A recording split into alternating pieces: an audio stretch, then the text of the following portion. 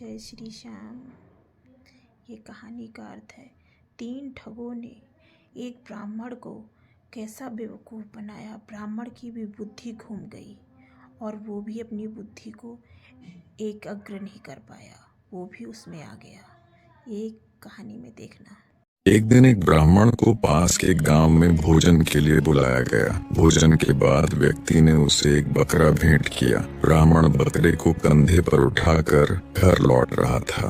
रास्ते में 3 ठगों ने उसे देखा और बकरा चुराने की योजना बनाने लगे। वे अलग अलग स्थानों पर खड़े हो गए। पहले ठग ने ब्राह्मण को रोककर कहा, ब्राह्मण देव, ये कुत्ता उठाए कहाँ जा रहे हो? ये सुनकर ब्राह्मण को गुस्सा आया और उसने कहा, यह बकरा है, कुत्ता नहीं, और आगे बढ़ गया। थोड़ी दूर चलने पर दूसरा ठग मिला। उसने कहा, ब्राह्मण देव, कुत्तों को सर पर उठाना अशुभ माना जाता है, इसे नीचे उतार दो। ब्राह्मण ने उसे भी डांटा और आगे बढ़ गया। थोड़ी दूर पर तीसरा ठग खड़ा था। उसने कहा, ब्राह्मण देव, क्या आपने कुत्ते को अपने सिर पर बैठा लिया है? ये आपके लिए सही नहीं है। ब्राह्मण को फिर गुस्सा आया, लेकिन अब उसके मन में संदेह उत्पन्न हुआ। वह सोचने लगा, कहीं यह सचमुच कुत्ता तो नहीं? क्या मेरी आंखें धोखा खा रही हैं? इस विचार से परेशान होकर उसने बकरे को जंगल में छोड़ दिया और खाली हाथ घर लौट गया। बाद में ठगों ने उस बकरे को जंगल से पकड़ लिया। निष्कर्ष,